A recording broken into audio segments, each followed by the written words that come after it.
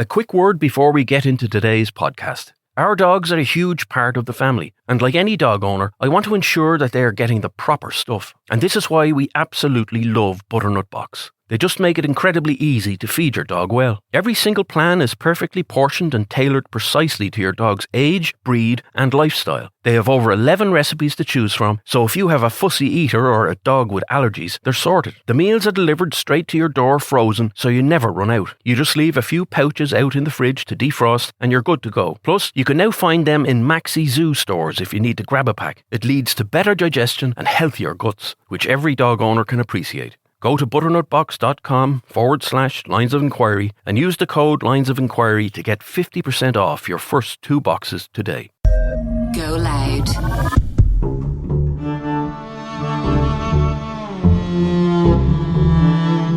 My name is John Sweetman, and this is Lines of Enquiry Case Notes.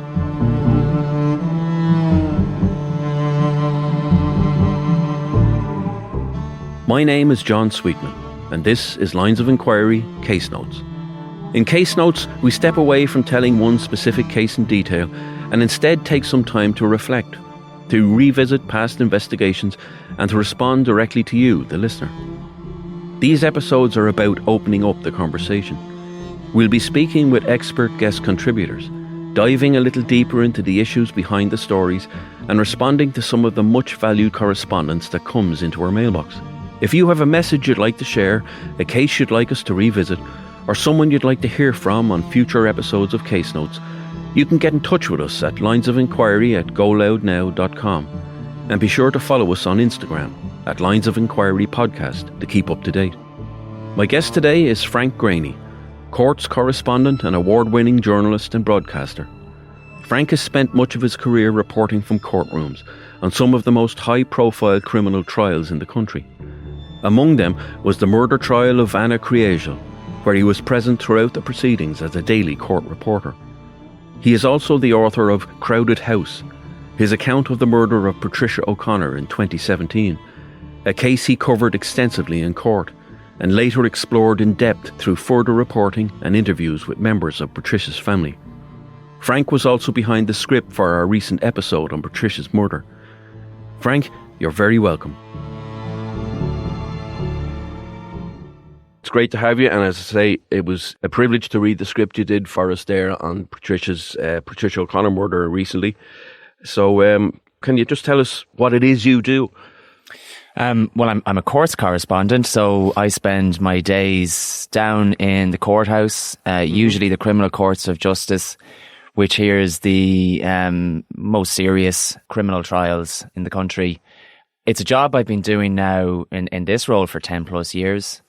And over the course of that time, I suppose I have been lucky enough, or unlucky, as some may look at it, to cover some of the most high-profile trials that have come before our courts. My time isn't exclusively spent down in the CCJ, I should say. I mean, I do spend some time a little bit further up the quays in the forecourts where civil cases would be heard, the likes of Conor McGregor's civil rape trial. Right. A number of years ago, I would have been covering that extensively. So I suppose I'm a one-man army in the sense that I would drive the station's output from the courts. I would decide, in conjunction with my editor, what the biggest story of the day is. Yeah. And more often than not, there could be several going on at the same time. So, you know, it's a delicate balancing act sometimes, trying to figure out where to be and what to cover. But it is, it's a tough job, don't get me wrong.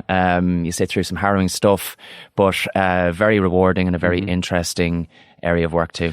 You've covered some of the most high-profile criminal trials in the country since you've taken up court reporting. You know, did you realise, or was there a point where you realised that there's an immense responsibility that goes with that? Yeah, there's a fear factor in covering these cases. And I think it's maybe one of the reasons that a lot of journalists shy away from this particular area of journalism is because it is and can be full of landmines. It's not straight reportage in the sense that you can't just go and cover a court case as you please. There are rules, there are restrictions. You are very restricted in terms of what you can and can't say when a case is live. As you well know through your work in Patricia O'Connor, you know, once a person, an accused person, comes before the courts, they have a presumption of innocence. They are entitled, they have a right to a fair trial. And as journalists, we absolutely have to respect that. The process is the most important thing when a trial is live. So when it is before a jury, obviously you can only report on what is heard from a witness box every day. You can't inject anything into your storytelling during that part of the process that might influence or prejudice the work of the jury. So I suppose that's one element of the job. When a big trial is live, it's just getting from one end of it to the other without finding yourself in front of the judge, having said something, reported something inaccurately perhaps. And it has happened, thankfully not to me, touch wood. I've been very lucky throughout my career that I haven't got trouble in that sense. But many journalists have, and juries have collapsed as a result. I remember many years ago now covering the infamous Belfast rape trial where two former Ireland rugby internationals, Paddy Jackson and Stuart Olding, were accused of raping a woman in Belfast. And I was up there covering that day in, day out for months. And there wasn't a day that went by where there wasn't an issue brought up by one of the legal teams in terms of the reportage of that. Again, thankfully, there by the grace of God go I didn't find myself in that position. But even at the very end of that trial, there was questions about whether or not it could actually go to the jury. Imagine with the attention that was on that case, it was one case that just across the whole island everybody was talking about. Imagine being the journalist then that at the 11th hour, because of something that they said on air or something that they wrote in a national newspaper, that they brought down that trial. I mean, that is the really scary part of the job that I do. You know, it's and you touched on it a moment ago, and it's so true that I was lucky that I understood the language. I understood to a certain degree the world that I was working in because I had that legal studies in my background. If I hadn't had that, I would have found it very, very daunting to go down to the courthouse in Galway and to cover these high-profile trials, because I think one of the best things that education gave me in terms of the job that I do now is I learned the language. I understood it. And by understanding something, it then makes it easier to explain it to others in a way that doesn't come across as patronising. I like to describe my reportage as conversational, as user-friendly, and it doesn't, I hope, step into the realm of being patronising. This is something really important that I know and you don't, and I'm going to tell you about it, and I'm going to make you feel stupid for not knowing it. I know exactly what you're saying, because I remember we got extensive, as part of the fingerprint experts training, we got extensive courtroom preparation over in the UK, you know, and we were being cross-examined by other experts, and even the Crown Prosecution Service was in, you know, and they were giving it socks. But, you know, they used to say, if you're imagine you're speaking to a jury or you're speaking to a court or you're speaking to a judge or whatever it is, that you're explaining something, the way they put it was that you're explaining something to intelligent 12-year-olds, but like that, not being patronising about it. Like for me, and for, you know, it was kind of easy for me in the courtroom situation in that I was only there to give evidence on one particular thing, be it fingerprints or be it handwriting or whatever it was. The rest of it I kind of just would filter out. But for you can't do that. You have to be zoned in all the time. And can it be a problem then sometimes in high profile cases that maybe a day or a few days is spent in legal argument? There wouldn't be too much for you to report on in those cases, but you still have to report on something. Yeah, you have to be there, and you have to sit through the legal argument, and it's important to do so not in the moment, because in the moment you can't actually report on what's being debated in the absence of the jury, because clearly they're not privy to it. So in the past, when I started out in this job, and it's foolish now looking back, but when the jury left the room, I used to close my laptop, or I put down my pen. So then there wasn't a fear that anything that I heard in their absence would bleed into my reportage. But now I take a very detailed note of that legal argument, because while the jury, you know, won't hear it in the moment, it can often be very interesting after the fact. Afterwards, So when there's an outcome, a verdict, for example, it's interesting then to go, this was something that the jury didn't hear. You know, a piece of evidence that didn't go to the jurors, or, you know, the legal teams thrashed it out for days. They really didn't want this piece, and here's why. And I always feel that that's really interesting then after the fact, because your own observations, when I'm taking a note during a trial, I'll always be very mindful of how an accused person looks in the dock or how a witness behaves in the box. Now, again, in the moment, when you're talking about this day to day, you couldn't possibly give that level of detail because that could be seen as prejudicial. Yeah. But after the fact, it's always very interesting. I find there's one case in particular that springs to mind when I make this point, the Mr. Moonlight murder trial, the one down in Tipperary where Patrick Quirke was accused of and ultimately convicted of murdering a love rival, and that was Bobby Mr. Moonlight Ryan. Is that Ryan. still hold the record of the longest? It doesn't. I think it has since, but at the time it was certainly the longest running criminal trial in the history of the state. I think it's since been passed out. But that was a case that you're embedded in it day in, day out. You know, there was a huge level of interest in it. And with that huge level of interest then comes a huge level of, a greater level of responsibility to get things right. Because in those bigger trials, there are lawyers that will be closely watching the media coverage of the case to make sure that we don't put a step out of place, and that if we do, it's brought to the judge's attention. So there's always that added element. So there is pressure. always somebody watching the likes of yourself to see if there's anything there. I think. I suppose it's better to have that in your mind, even if it isn't the case. No, it is. It is. Like, I would always go into a case assuming that what I'm about to say on air is going to be on the front page of a newspaper, and that's a good way of looking at it. Yeah.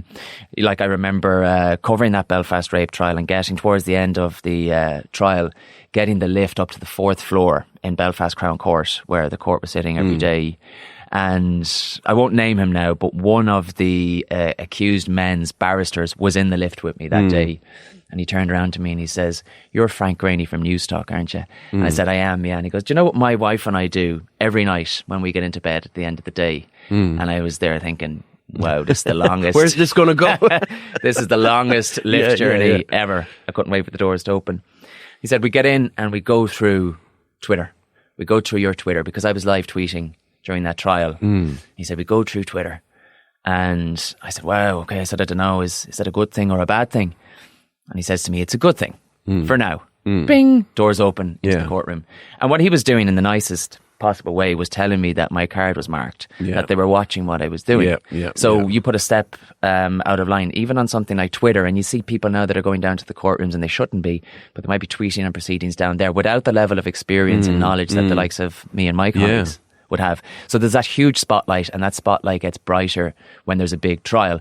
But just going back to the point I was making in relation to Mr. Moonlight and those observations that you'll notice as a court reporter covering these trials, like Mary Lowry was a key prosecution witness. There was a love triangle involved for those of your listeners who were unfamiliar with the case. And she was giving evidence on behalf of the prosecution. And Patrick Quirke, I just noticed as she was giving his evidence, or her evidence, his emotions betrayed him. For the most part, people sitting in the dock, and I'm sure you've experienced this, would be rather impassive. Don't give much away. Patrick Quirke couldn't help himself when she was giving her evidence. He was incensed by what she was saying, and his face was building brighter and brighter and brighter, and he was seething, he was grinding his teeth. Clearly in the moment that was something that I couldn't report on. But in terms of colour and speaking after the event, then I would jot that down, I would take a note of it, and that would feature then in my reportage when the shackles are off somewhat and you can talk a little bit more freely about your observations during the trial and your own opinions, which are important. And there's a difference between a court reporter and a court correspondent in that sense, is that you do the job as long as I have, and I'd like to think that you build a reputation where people value your opinions.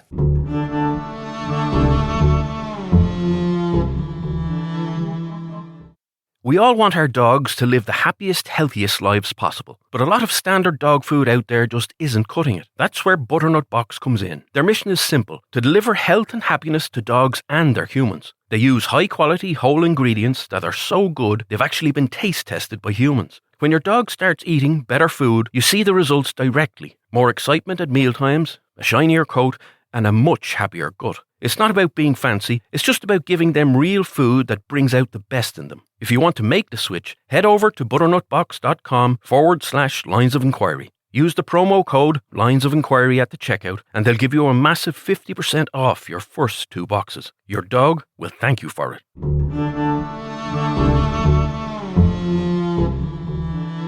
Like you've mentioned the Mr. Moonlight case, and I mentioned the Ana Kriegel and Patricia O'Connor cases at the beginning. But is there any one case that really sticks out for you? The Ana Kriegel one, yeah. Absolutely. That haunted me throughout. It stayed with me for a very long time afterwards, and still to this day, I think about it. Yeah, I can understand, because I didn't work on it, and I knew the broad strokes of it, but it only, when it came to the episode that we did a few weeks ago on it, it was one that got into me like afterwards, even though I had nothing to do with it. I just found it shocking. Like it was, that's it. Yeah, that it was the shock. You don't expect to see two 15-year-old boys, as they were aged by the time the trial came around, sitting in the dock accused of murdering a 14-year-old girl. Yeah, they were 13 years of age at the time. I found it so hard to get my head around that.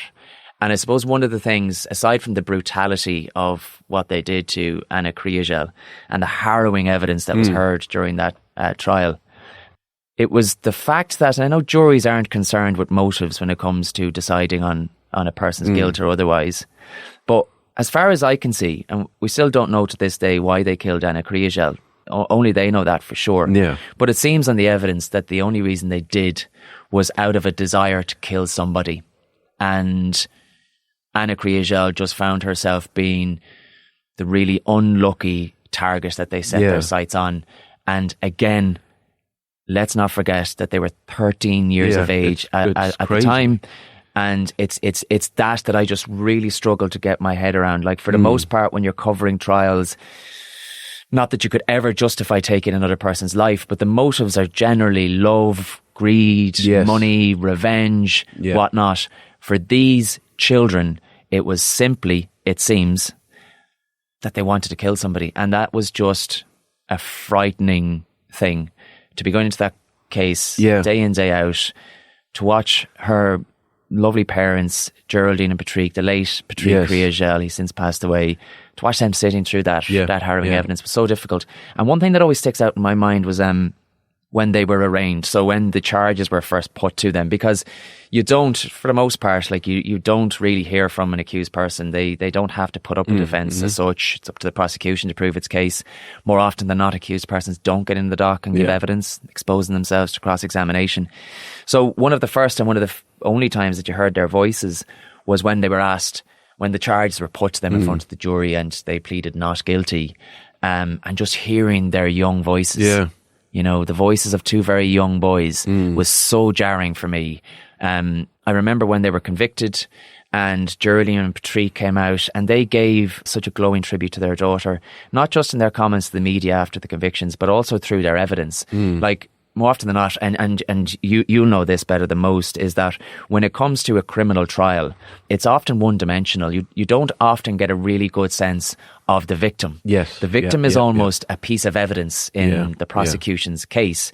You don't hear about what their life was like. You don't hear about their personality, what type of person they were, their dreams, their aspirations. You don't hear any of that stuff until after the fact. And that can be really difficult for family members when a trial is live. But we did in this particular case, and it's again one of the reasons that it stands out for me, is that Geraldine in particular, through her evidence, she shared these intimate moments that she had with her daughter as she grew up, and you really got a sense that she was this beautiful, vibrant, smart, funny, wonderful. Like that's what I got from the script we did for the Ana Kriegel case.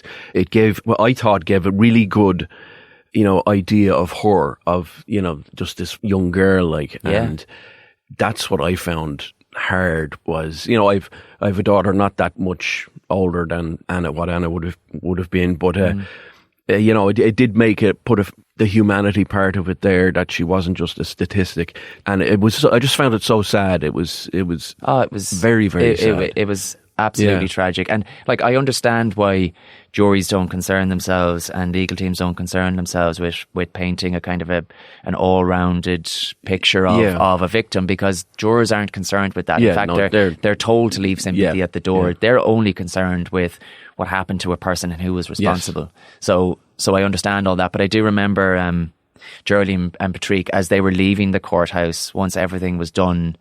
And I do remember as I was going back in to continue working and filing for the news desk, I remember just looking back once as they were leaving the courthouse and just seeing them walking off into the distance and just thinking to myself, okay, this was obviously a difficult process for me and my colleagues to sit through that harrowing evidence day in, day out.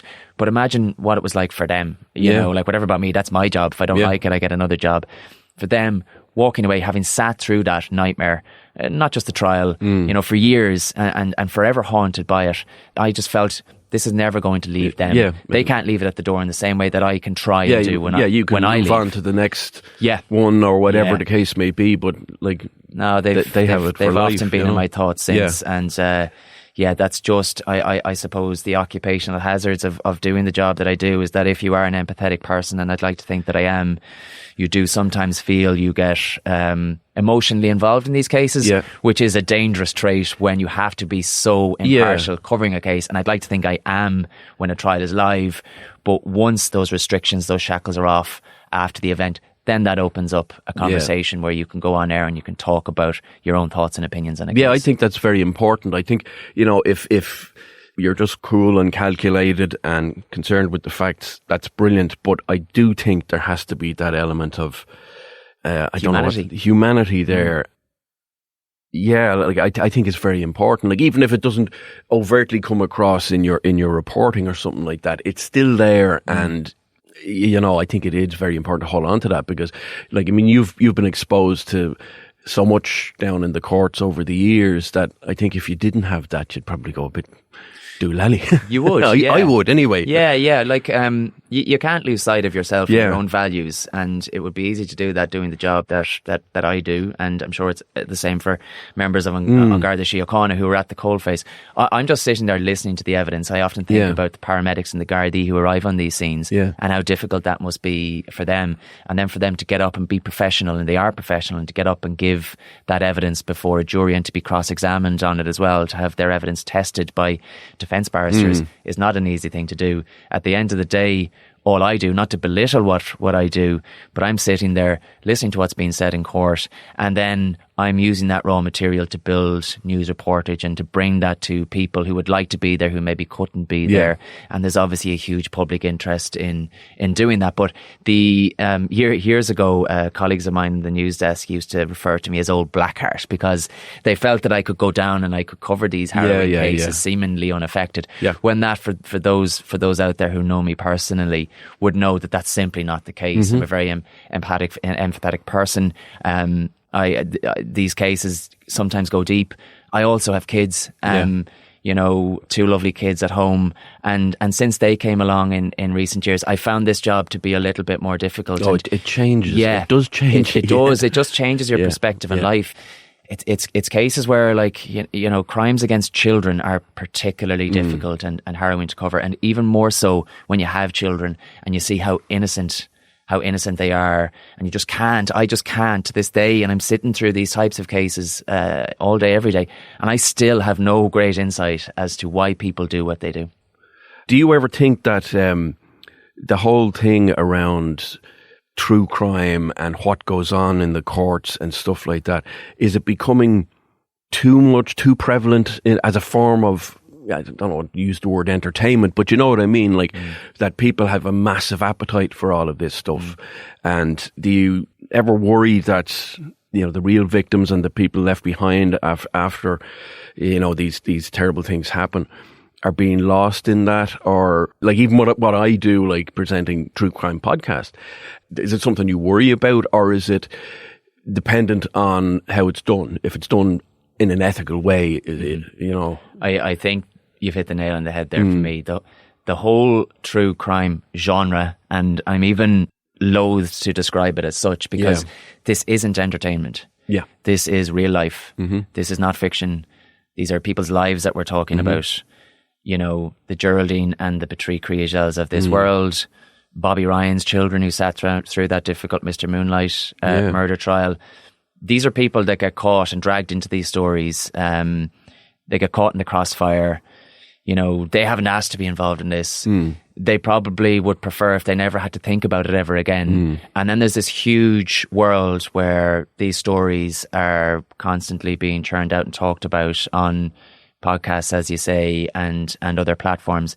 And it doesn't sit well with me And I host a true crime podcast myself, Inside the Crime.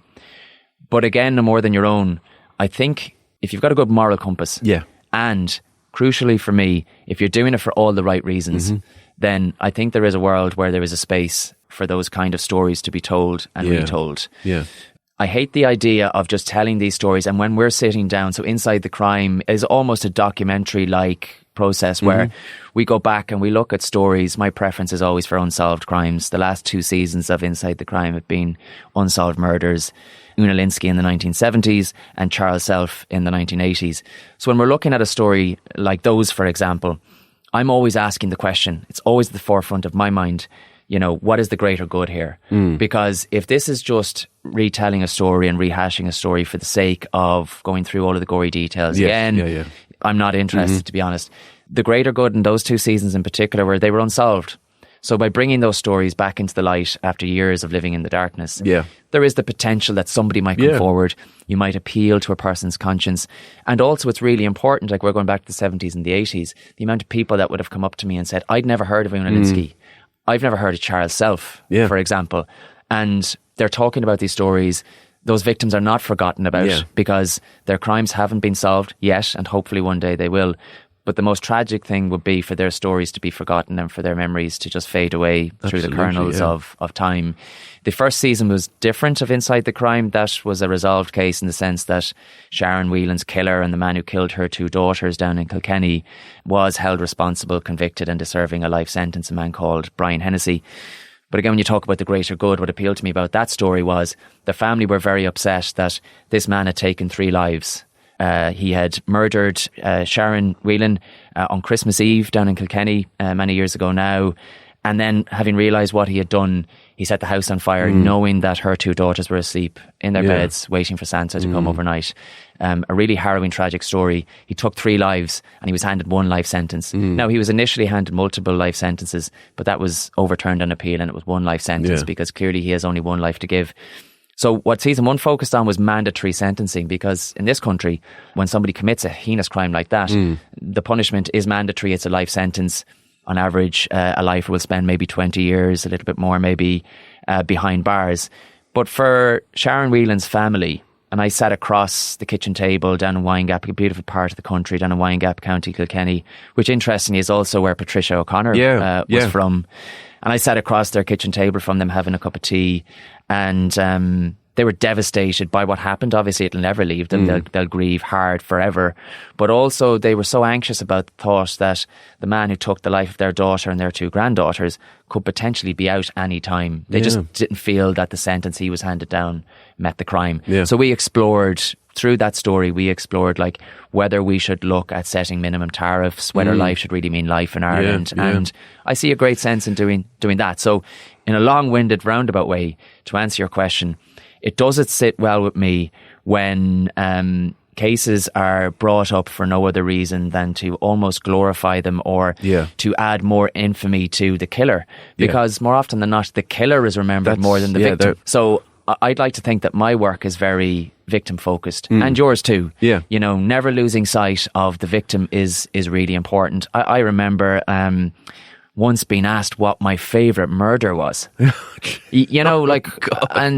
was absolutely floored by that question. It's like they are all devastating. There is no such thing. But I think, and the Belfast rape trial is another one where you had people bussing up from all around the country to sit through the trial, because unlike in Dublin, rape trials up there, they're not held in camera. The public could go in and watch proceedings day to day. And people were giddy talking about the evidence afterwards. And it was almost like theatre. It's like it absolutely wasn't. It was like O.J. Simpson trial or something like that, like something you'd see in the States. That doesn't sit well with me, but I think when it's done right, for the right reasons, absolutely, it's really important that these stories are told and retold.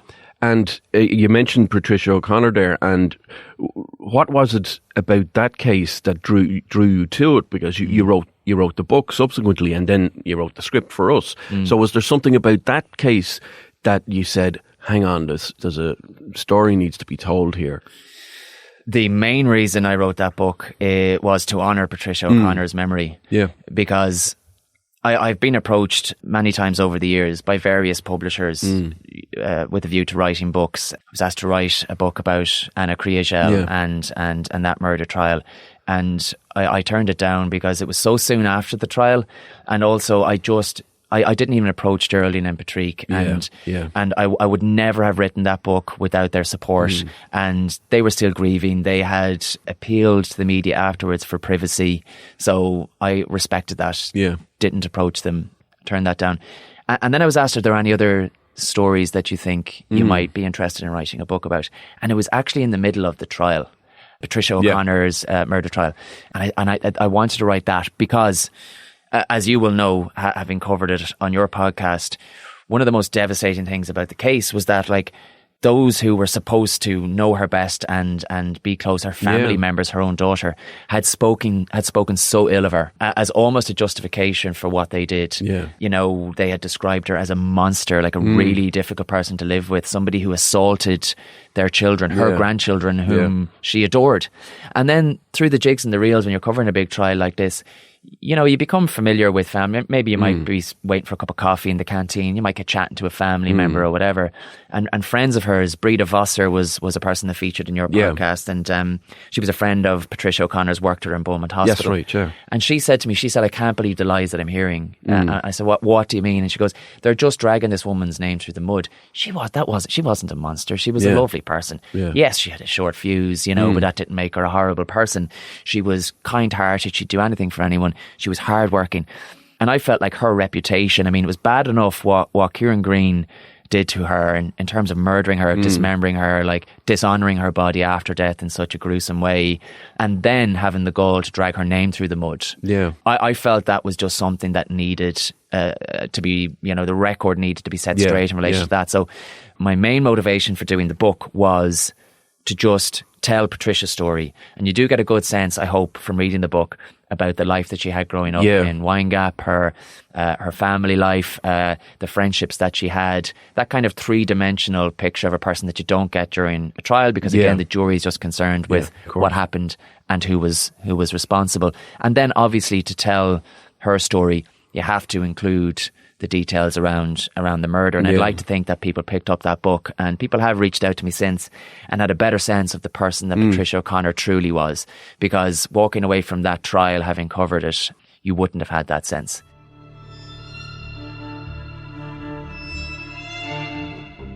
That brings us to the end of the first part of my conversation with Frank Greaney. In part 2, we look more closely at the wider criminal justice system, the work that goes into complex investigations, how sentencing is understood and sometimes misunderstood, and what a typical day looks like for Frank as a courts correspondent. Thank you for listening to this episode of Lines of Enquiry Case Notes. If you enjoyed the podcast, please consider giving us a 5-star rating and review, sharing it to your story on social media, leaving a comment below, or simply telling a friend you enjoyed it. Your support helps us make more episodes.